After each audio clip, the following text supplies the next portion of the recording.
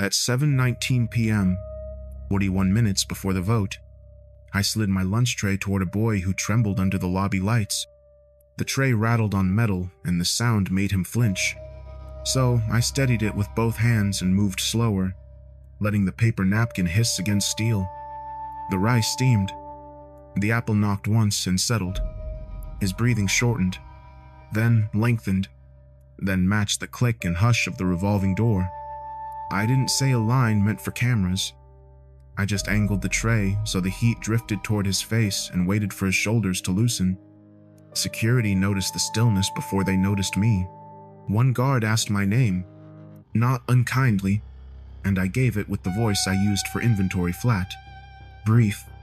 Clean. The name went into a radio and came back as a question.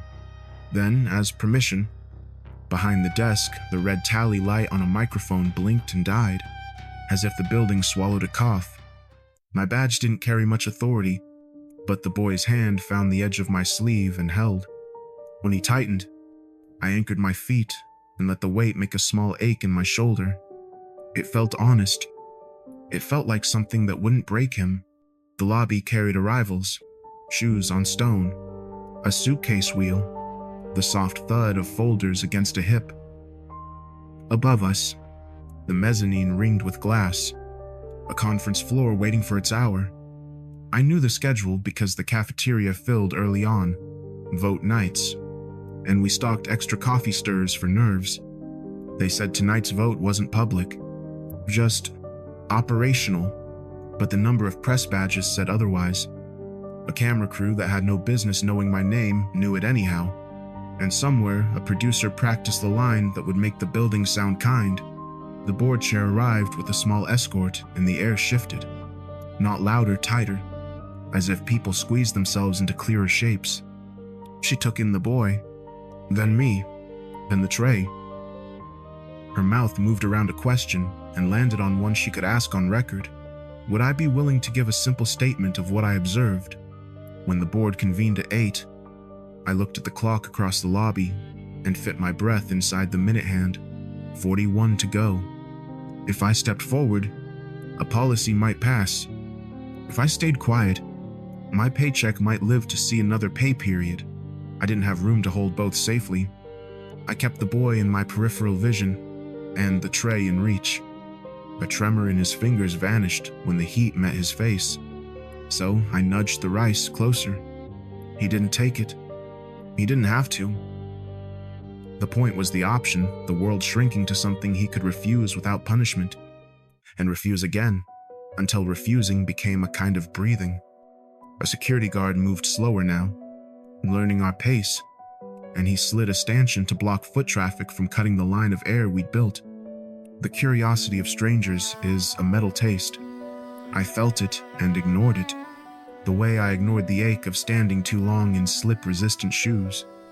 A PR handler asked whether I'd mind sharing a word about compassion.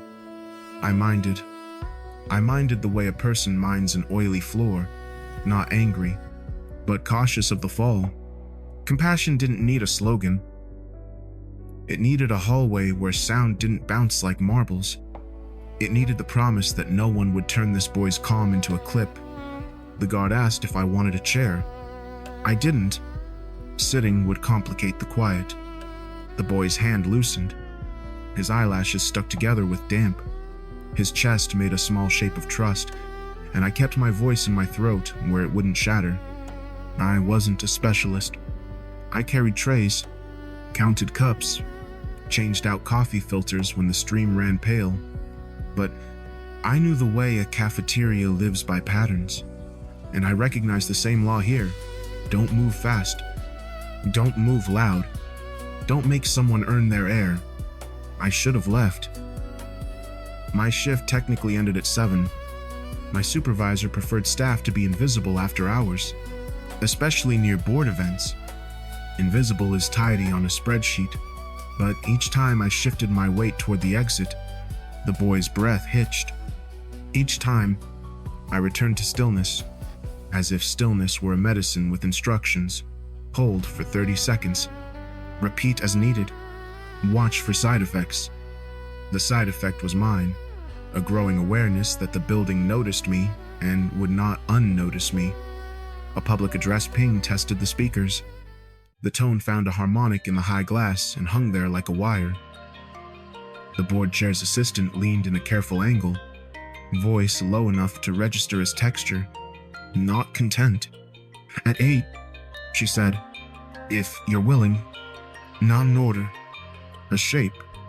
I could fit inside it and let it harden around me, or I could walk away and hope the world would stay soft for someone else to carry." The clock answered with silence. That is what clocks do. They refuse to care. I set a boundary I could keep. I would not let cameras frame the boy's face.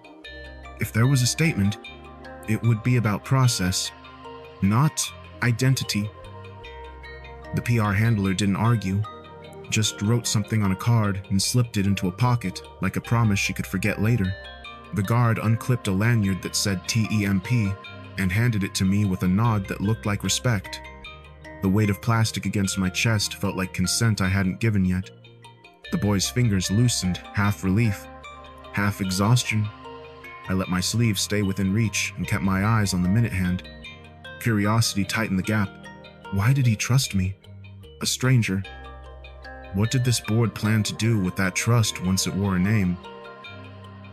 The building thrummed through ductwork and cable runs and into the bones of my arms where I held steady. 40 minutes now. The vote would happen whether I went upstairs or not. The question was the shape of the aftermath, and whose body it would live in. The camera crew kept a respectful distance until the red tally light blinked alive again. Respect has a timer. I felt it counting down while the boy's breathing settled into the small pocket of quiet we'd made between the stanchions and the vending machine. The hum of the soda cooler softened the edges of the lobby. The elevator chime stayed mercifully 2 floors away. I took a thin blanket from the lost and found shelf behind the desk clean, a little scratchy, and set it like a small tent over the arm of a chair, not touching his skin, just shading the light so the world stopped shouting at his eyes. My supervisor arrived with the tight smile that passes for support when budgets are thin. She didn't tell me to move. She told me to keep traffic flowing, which is corporatese for be invisible. I understood. Invisible keeps food costs down. Invisible keeps complaints down. But the boy had made me visible simply by calming when I stood still. And now the lobby worked around us the way water parts around a rock. PR tried kindness first. She offered bottled water and said they admired my instincts. Then she tested boundaries. Could I describe, in one clear line, what happened? Could we agree to use the phrase sensory-aware stabilization instead of felt safer when it got quieter? Because the first one measured better with donors. I listened without nodding. Words can be spun until they stop meaning. Quiet does not need hyphenation. Quiet needs respect and a hallway. A security lead asked if I wanted the small conference room by the mail lockers. I said yes. We walked the boy 10 paces, slow enough that each step could be refused without penalty. In the room, I turned the lights down 1 notch and faced the chair away from the glass. Instead of speaking to him, I named the sounds to myself and adjusted them. Vent, 50%, elevator, closed, phone buzz, silenced. I set the blanket edge so its shadow fell over his hands. The tremor eased. His fingers unhooked from my sleeve, then found it again, testing whether I would leave. I didn't. The PR handler hovered in the doorway. Off the record, she said softly, a phrase that is almost never true. We just want people to understand the human part. I kept my answer in past tense facts. I offered half my lunch. He calmed when the light fell. He tracked the hum from the cooler, but not the voices. I didn't explain why I knew to try those things. I'm not sure I did know. I only recognized a rhythm and matched it until it fit. A man in a suit with a narrow tie introduced himself as counsel for the board. He used the phrase legal hold without dressing it up, and a room shifted by a degree I felt in my knees. If I gave a statement, records would lock. Footage would be preserved. Procedures would have to account for whatever my words made real.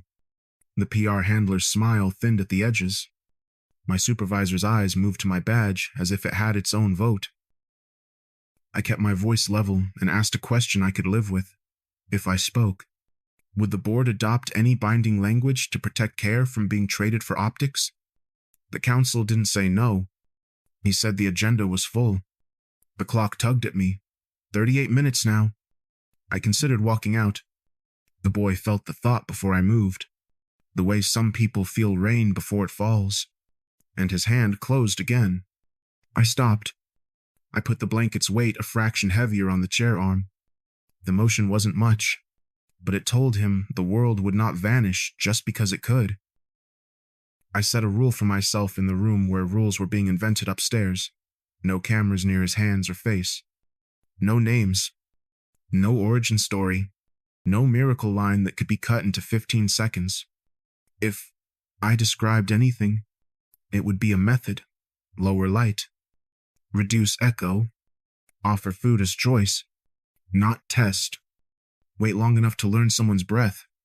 The PR handler wrote faster. My supervisor checked her watch. The counsel took a call and said the word quorum to the air. A guard returned with a temporary badge, the white kind that bleeds blue around the edges when it rains. 60 minutes.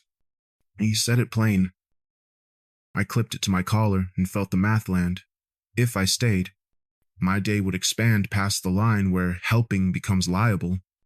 If I left, the quiet we'd built would collapse, and the boy would learn the wrong lesson about stability, that it leaves when you blink. I picked the discomfort I could defend. I tried to rehearse a single sentence I could say later if I had to. It resisted polish. The sentence wanted to be a list of verbs. Offered, lowered, waited, stayed. The PR handler suggested, championed, a word with feathers on it, and I let it fall to the carpet where it belonged. My supervisor suggested I clock out to avoid overtime. I looked at the boy's hand on my sleeve and imagined explaining to him why a time card mattered more than breath.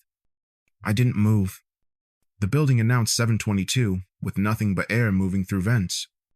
Somewhere upstairs, a copier warmed and a sheet curled onto a tray. The counsel returned to the doorway and said there might be room for a community impact statement, which is legal for, you can talk if you don't say the part that costs money. I didn't smile. I asked whether a charter could be appended minimum training hours, a line item protected from PR swings.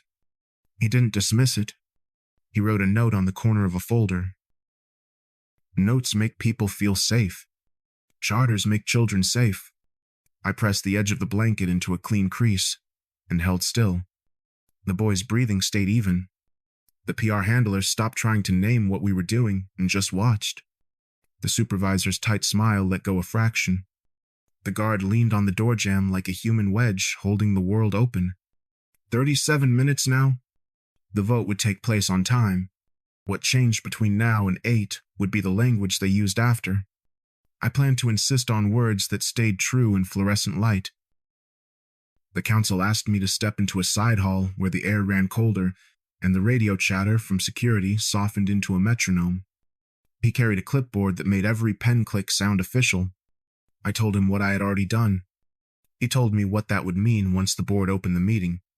Under legal hold, anything I said would freeze, footage preserved, logs copied, edits blocked, narratives pinned to timestamps. I pictured the red tally light blinking on and refusing to blink off, even after the boy slept. The hallway had a small window into the lobby.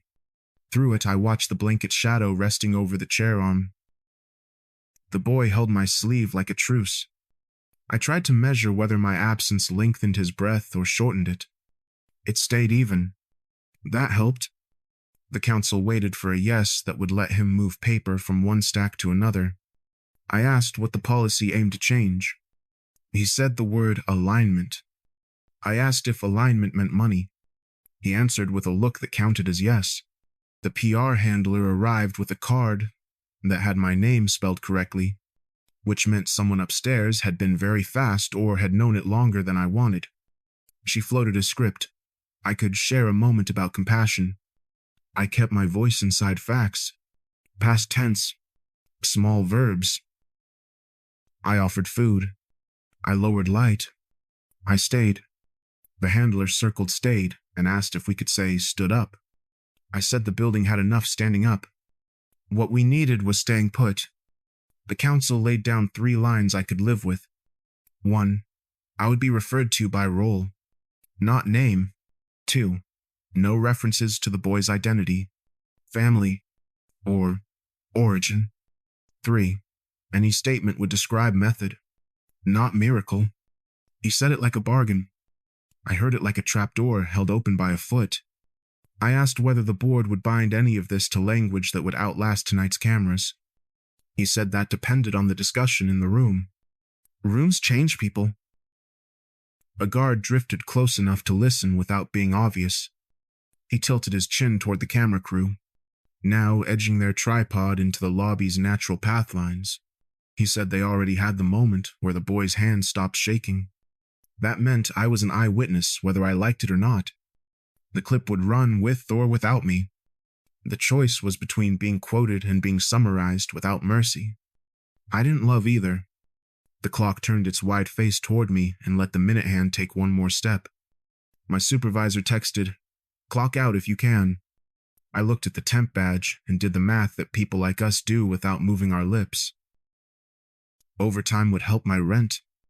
Overtime would also tighten the knot that ties me to the building story if anything went wrong. The boy's breathing held. The counsel wrote, "Willing to state method only" on his pad, and boxed it in. Boxes make people feel safer than they are. I asked whether method only would prevent the policy from twisting what I did into a photograph with a caption that sold a different product. He didn't answer fast enough to be reassuring. The PR handler filled the space with something about community values and public-private partnerships, words that always sound as if someone just set a table for a meal that the kitchen cannot afford to serve twice. I said I would consider a statement if someone showed me, on paper, that the board would protect training hours and quiet space from being raided by campaign budgets. The counsel didn't flinch. He said he could ask a member to propose an addendum at the appropriate time. Appropriate time lives at the crossroads, where timing can be used as a weapon. Still, it was the first hint of leverage that felt tangible. The elevator chimed. Off the lobby. The boy shifted, and then stilled. I pictured the cameras cutting the scene to fit music. I pictured the version where my hands look noble and the version where they look naive. The truth fit between the two, like air in a narrow hall. 38 minutes. I said, mostly to hear what that sounded like out loud. The counsel wrote the number. The PR handler wrote nothing. She watched the way the number changed my posture. I went back to the quiet room and tested every sound again with my breath. Vent. Door. Phone. The boy tracked the hum, and not the voices. He didn't need me to talk. He needed me to keep the room at its small, safe size. I kept it, and in keeping it, I made myself into a unit of measure the building could not fully own. I agreed to the 3 conditions and none beyond. If I had to speak, I would speak as if language could bruise and that my job was to keep the marks from showing on the wrong person. I called Miss Rosa from the stairwell, where the air came cool through vents that smelled faintly of metal and old paint. She answered on the 2nd ring, and let my silence tell her where I was. I didn't ask whether I was doing the right thing. I asked for a checklist I could hold up against every request like a stencil. She gave me 3 lines that fit on the back of a receipt. No faces. No names. No miracle claims. If they ask for feelings, give them steps. If they ask for a story, give them structure. The stairwell held sound better than the lobby. You could hear a shoe hit each landing like a metronome for decisions. I read her the counsel's bargain. She breathed once. Slow. The way people breathe when they're counting to 5 so they don't raise their voice. She told me to add a 4th line. If the building uses your presence in the room, the building owes the room to everyone who needs it. Not just tonight. Put it in writing. she said. Ink makes memory mean something. Near the elevator, the PR handler waited as if she had simply appeared there instead of walking, a talent people develop when they want to look inevitable. She had a printout for me to review for comfort that included phrases like proactive compassion and evidence of brand alignment. The words made the ground feel slick. I circled them with the dull office pen the guard had lent me and wrote alternatives that sounded like they belonged to the cafeteria, quiet space, training hours, schedule impact, staff coverage. The paper warmed in my hands as it came fresh from a printer. Warmth feels like urgency, even when it's just physics. I returned to the quiet room to check the light level and the chair angle. The boy's breathing held steady, and my sleeve rested where he could reach without looking. I tested whether he tracked footsteps in the hall. He didn't. He followed the fan's low note and the soft swish of the blanket edge when I adjusted it a finger's width. Miss Rosa texted 3 words: method over myth. I copied them onto the receipt and tucked it inside my badge sleeve where the plastic would keep it legible if the night sweated. The counsel came back with a folder labeled with tabs that looked like they had been chosen for speed, not beauty. He said there might be a path to a training charter if someone proposed a brief addendum. He did not say who. I asked who had written the phrases in the printout. He didn't answer, which was an answer. Upstairs, language had a sponsor. Down here, breathing did. I tried the PR handler's card against Miss Rosa's stencil. Proactive compassion became staff trained to adjust light and sound. Alignment became budget line immune to fundraising swings. The handler watched me rewrite her work without taking the pen away. That counted for something. Then she slipped in a sentence that glittered too much to be harmless. We affirmed tonight's model as a communications asset. I circled it and waited until she looked at the circle. Asset, I said, and left the word alone long enough to hear its edges. An asset is something you can sell twice. A child's calm isn't that. In the hall, a printer spat a red-lined PDF, and someone cursed with professional discretion.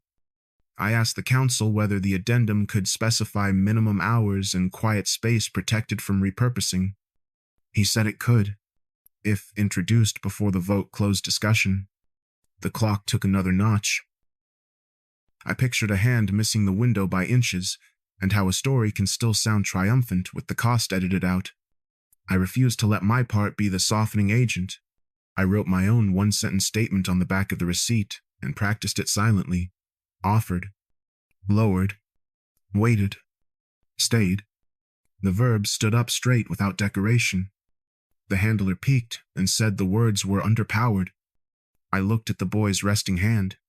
Power, I thought, is what doesn't need to be said loudly to work. Back on the lobby floor, the stanchion formed a curve that kept strangers from drifting too close. The guard had found a way to look busy while doing the exact right amount of nothing. The building liked motion. We were teaching it the value of stillness. That would not make a good reel. It might make a decent policy. I tried to leave. I told myself I would take 3 steps toward the exit and check if the boy's breath changed. 3 steps made the room tilt. The guard saw it and positioned himself between us and the lobby current so that the air didn't pull at the boy's skin.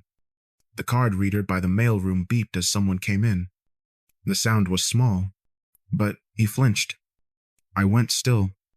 Stillness isn't noble. It's practical. It keeps a person from cracking on the line where sound meets bone. My supervisor appeared with a phone clipped to a thin board. She kept her voice neutral in the way people do when they want you to hear the words, not the tone. My contract renews on a schedule that ignores nights like this. Visibility can hurt renewals. Complaints can, too, even when they don't name you. She didn't ask me to abandon the boy. She asked me to consider what would live in my file if anyone decided I had overstepped. The paper smelled like fresh toner, which is what worry smells like when it's polite. The guard returned with a temporary badge and held it out like a solution that would behave itself. 60 minutes. He said it without ceremony. The math pressed into my collar when I clipped it on. If I stayed, I could protect the quiet through the vote. If I stayed, I could also become the handle by which tonight's narrative would be carried around. If I left, the handle would attach to someone else, or to nothing, and the room would break apart.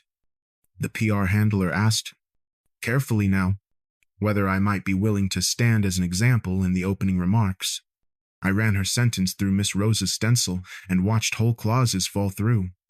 No faces. No names. No miracle claims. Method only. She nodded as if she had expected the answer and had already prepared the contingency where my steadiness became scenery. Scenery is safe until it isn't. The clock in the lobby read 7-something that began to feel like heat under my skin. The counsel checked his phone and said the word tally the way people say weather, as if it could come in any direction and pretend no one chose it. He asked whether, if called, I would confirm the sequence of method. I said I would, under the 3 conditions and the 4th, a charter appended. He didn't promise. He said the member who could propose it was likely, a word that folds disappointment into its pocket and keeps walking. I looked at the boy's hand on my sleeve and then at the badge. The badge ticked in a way you could not hear, which is worse than a sound. Sounds can be managed. Invisible countdowns teach you to doubt yourself. I made a decision I could defend. Even to someone who doesn't like me, I would stay until the vote began or the badge expired, whichever came first. I told the guard I needed the stanchions to form a true barrier, not a suggestion. He moved them like a person practiced in saying yes without using the word. My supervisor softened a fraction in the face, which is all the forgiveness you get in buildings like this. She said I could clock out later and management would sort it. Sorting is one of those words that cleans up after itself. I didn't let it clean the part where my job might evaporate if a donor chose to dislike my face. I held the verbs I could control, offered, lowered, waited, stayed. The boy's grip eased enough that I could adjust the blanket by a finger's width. The paper cup on the table creaked when I set it down. The sound made him scan and then locate me again. He didn't smile. Calm is not a smile. Calm is a decision the nervous system makes when the world stops asking for performance. I kept the world small enough to make that decision easy. From the mezzanine, footsteps and hushed conversation marked the approach of the hour. The PR handler's card still sat in my pocket like a polite debt.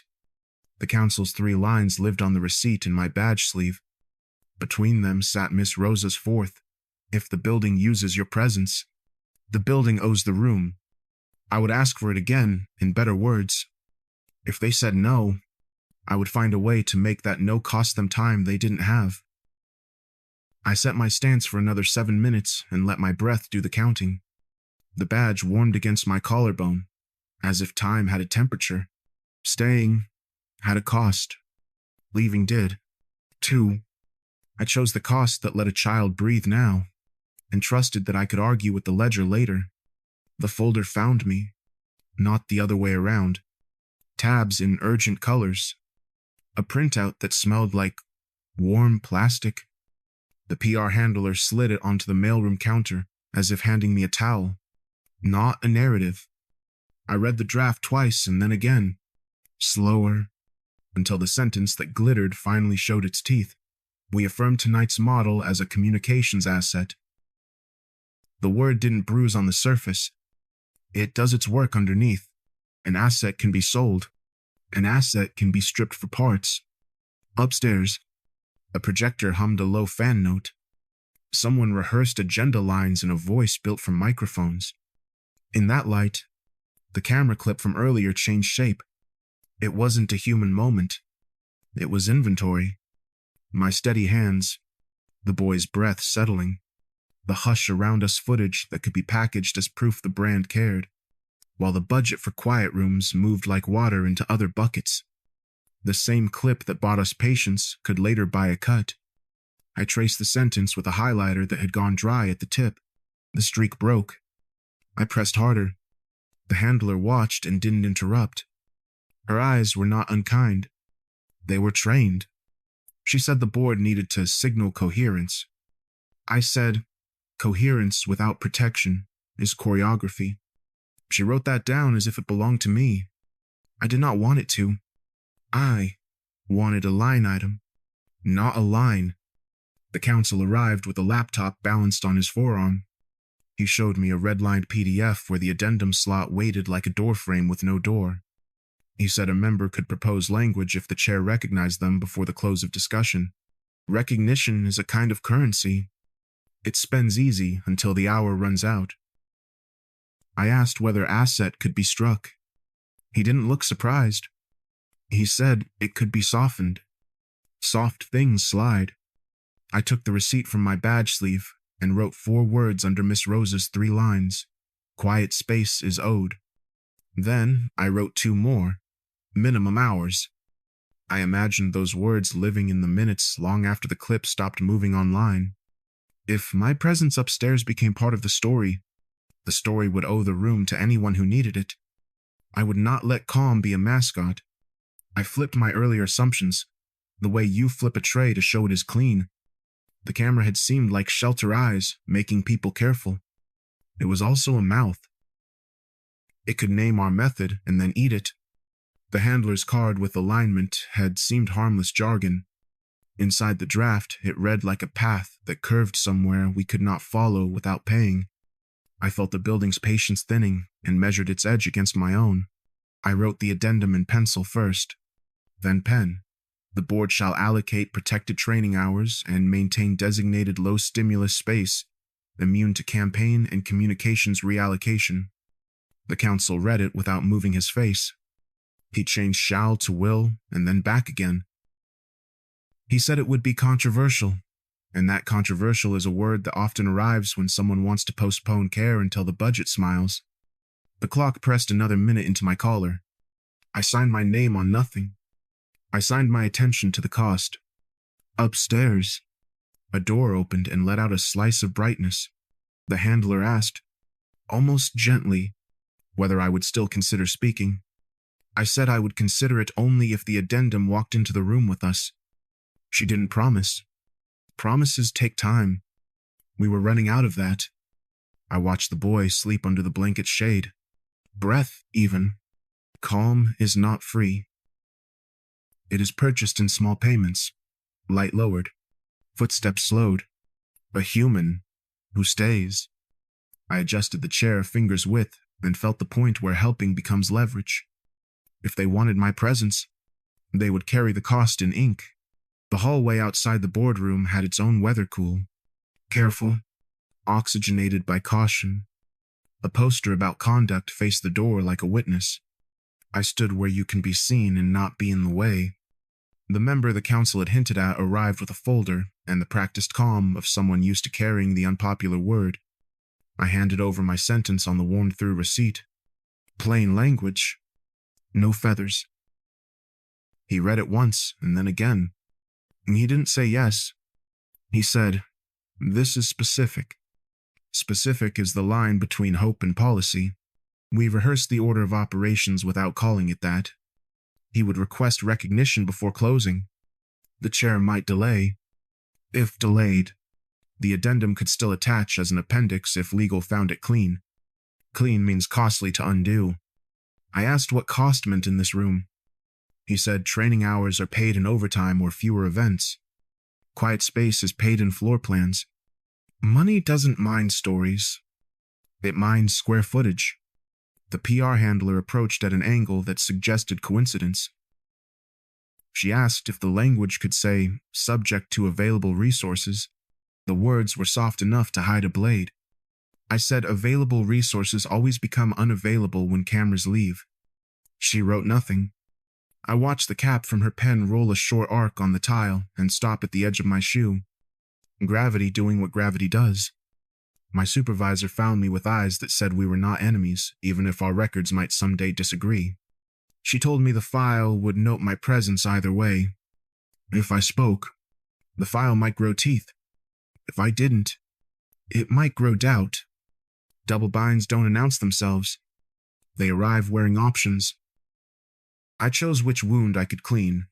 I would speak to method only, and I would name the cost if the addendum failed. Security cleared the corridor for a minute to let a cart through water.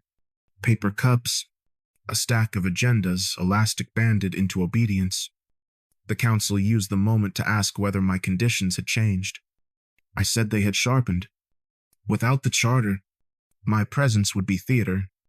With it, my presence would be documentation. Theater sells well. Documentation holds. We tried the clause one more time out loud in low voices that didn't carry. The board shall allocate protected training hours and maintain designated low-stimulus space, immune to campaign and communications reallocation. The member didn't stumble. He folded the receipt into his folder the way you fold a small map. The counsel nodded once, the way lawyers nod when they think something might survive a meeting. A junior aide came out with updated tally sheets. I caught a glimpse of columns and the thin swing between pass and stall. The aide looked at my badge and then at the members folder and understood nothing, which is often the safest position in buildings like this. The PR handler touched the poster about conduct, as if to check whether the paper was real. The chair's assistant opened the door and said the board would reconvene in 2 minutes. 2 minutes is small enough to carry in a palm. I felt it warm there.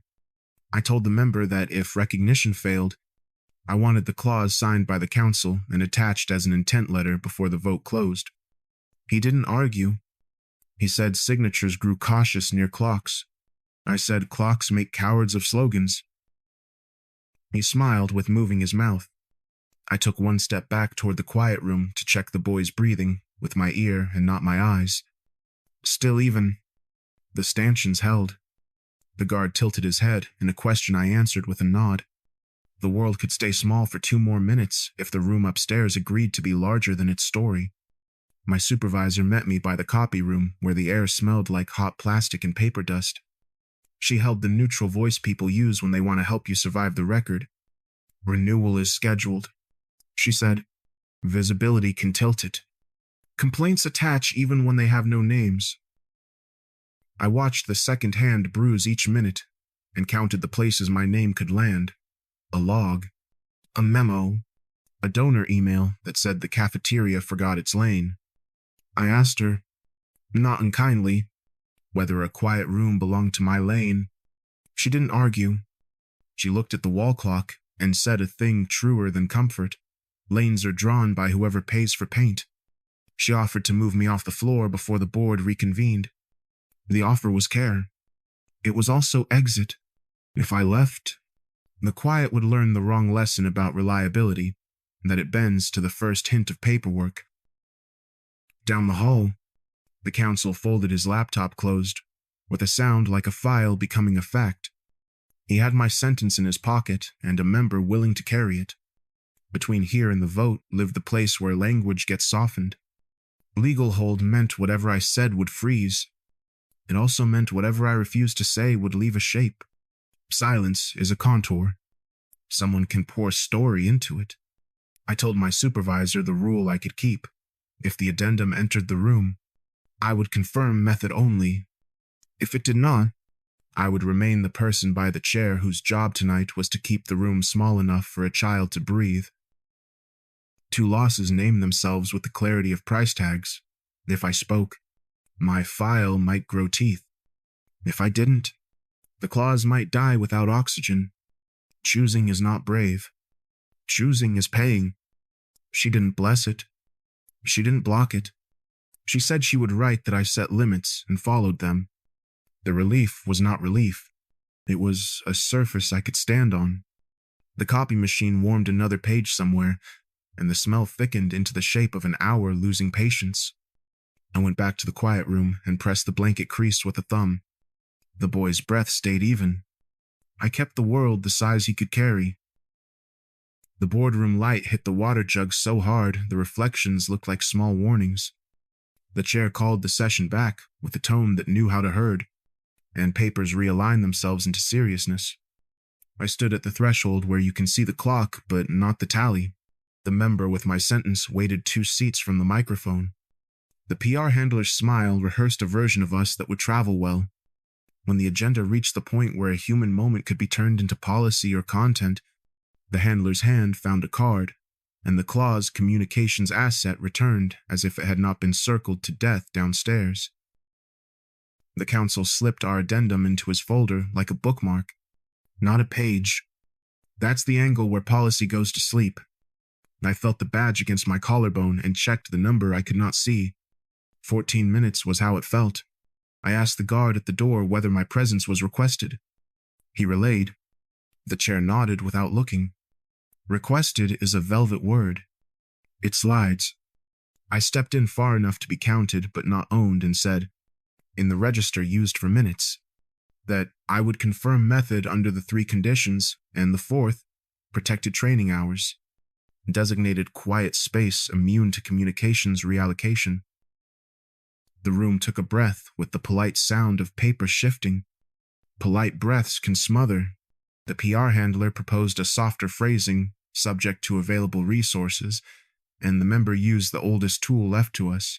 He asked for recognition early. The chair delayed. Delay is a vote that refuses to show its face. I took one step toward the microphone and felt the badge warm like a small animal. I said I had 14 minutes before the badge expired and would withdraw if the clause did not appear in writing before the close of discussion.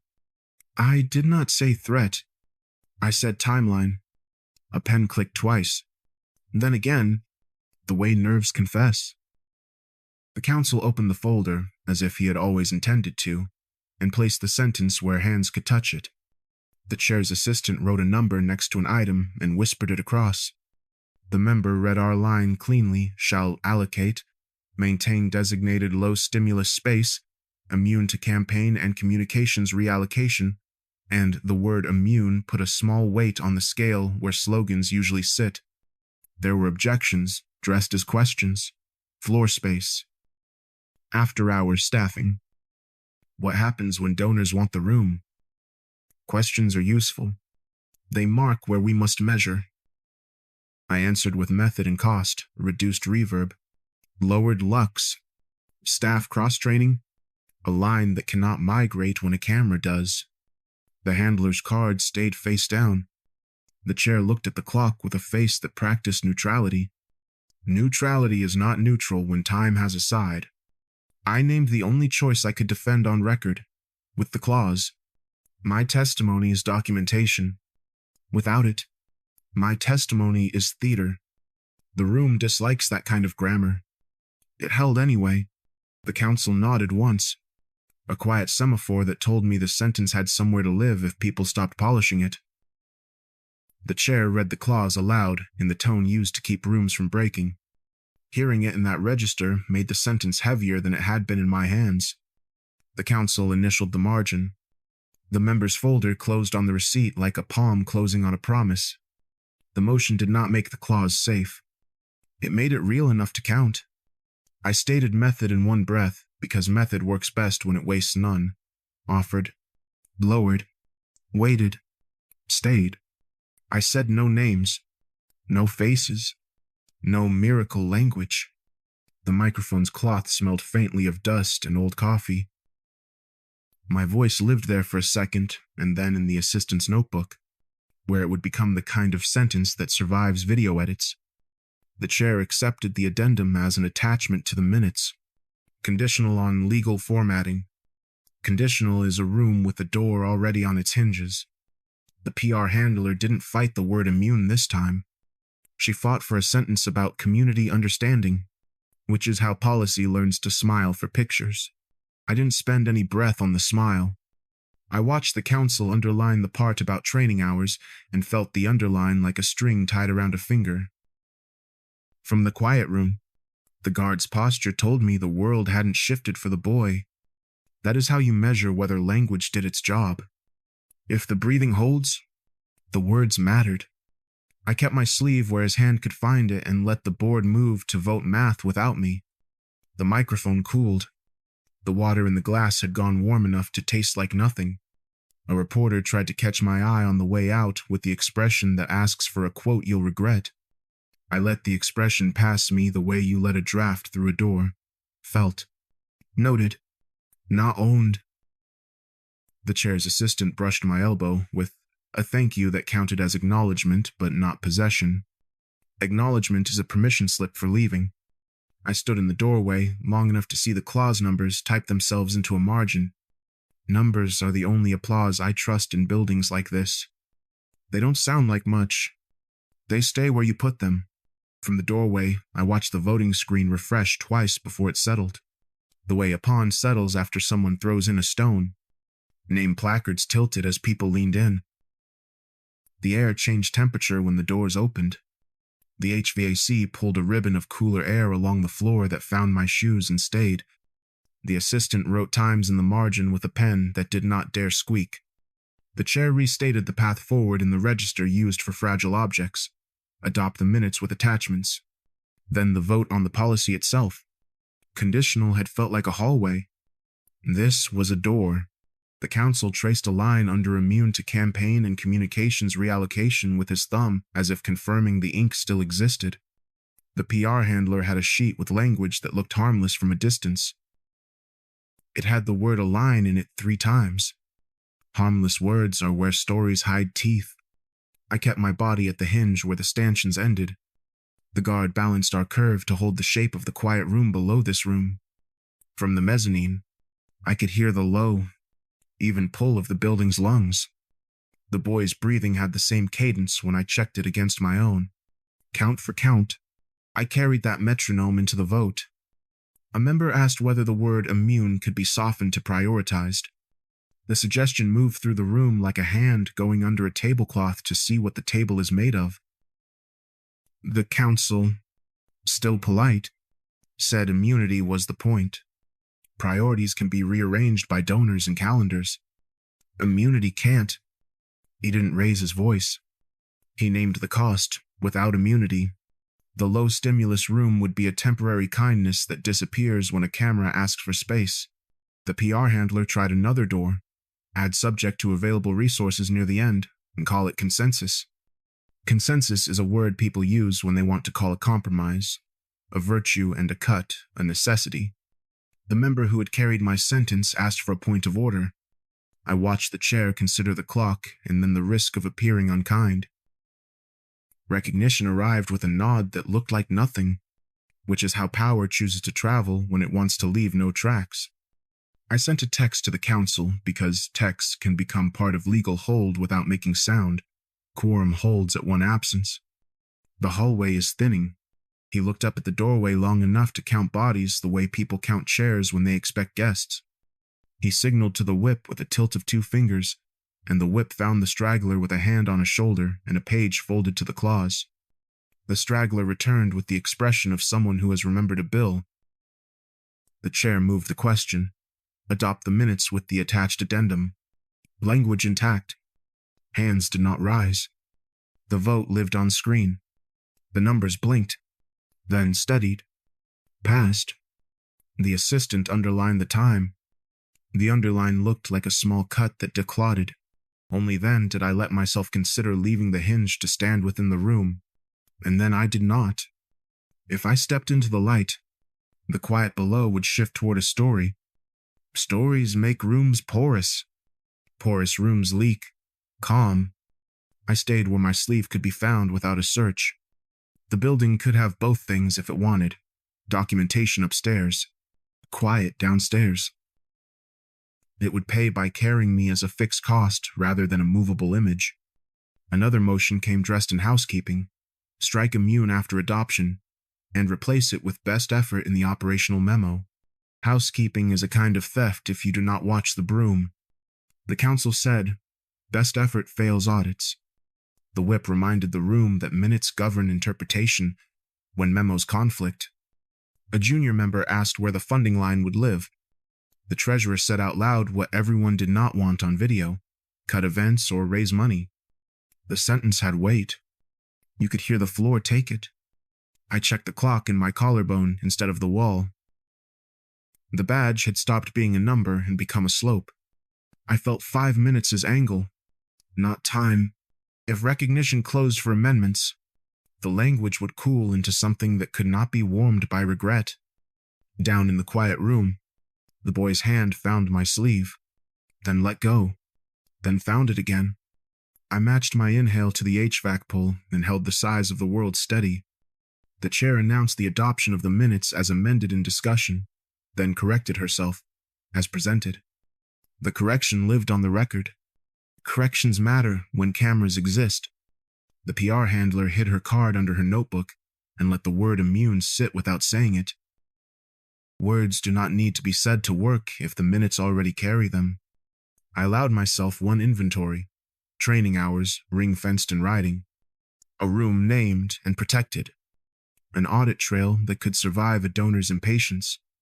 The costs lined up in the same column, fewer events, more overtime, floor space that could not be rented twice. Decisions should list their prices.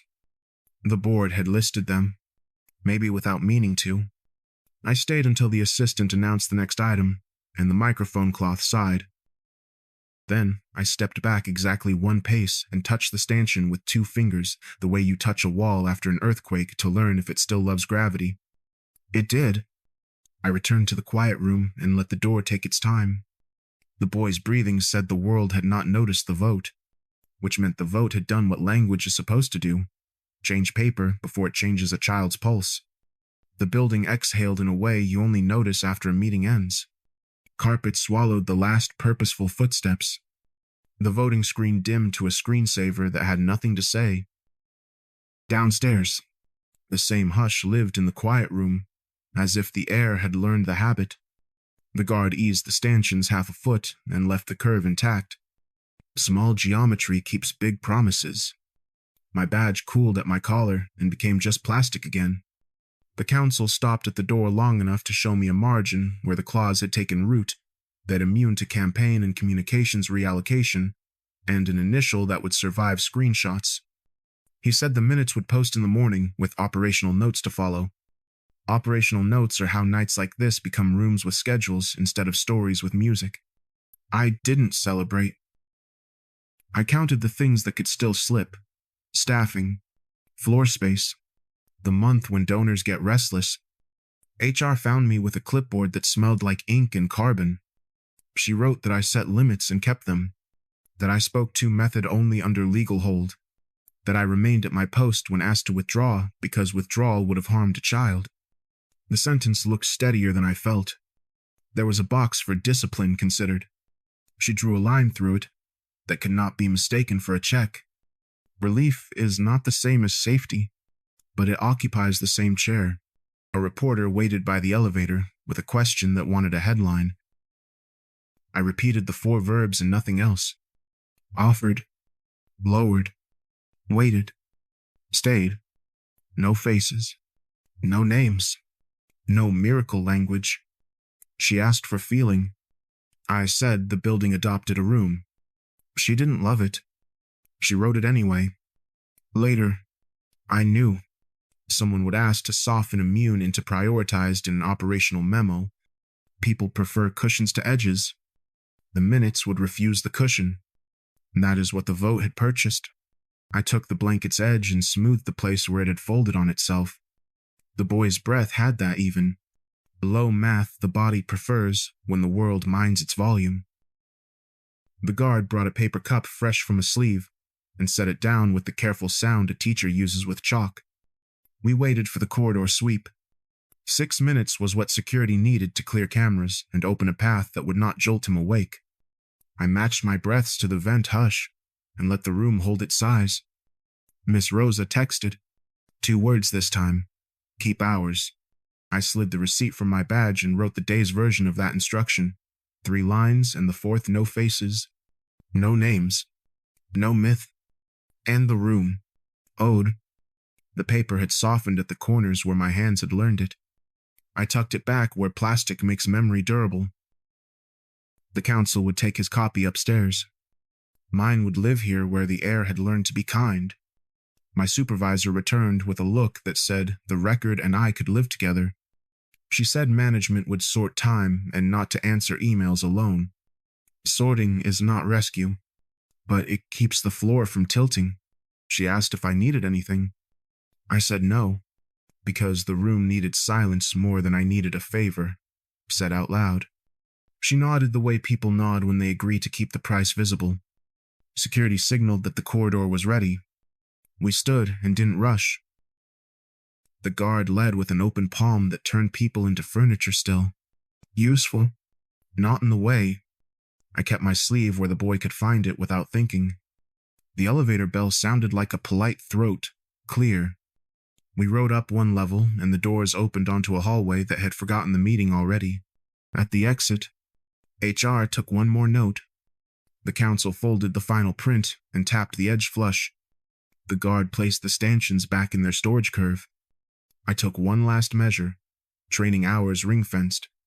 The room named and protected. My file aligned with what I could defend to someone who doesn't like me. Costs listed, not hidden. Fewer events. More overtime. A corner that cannot be sold twice. That is what language bought. Not a story that glows, but a space that stays. Outside, night had the plain temperature of work done. Honestly, I walked to the bus stop and let my shoulders find where they belong when a clock is no longer counting.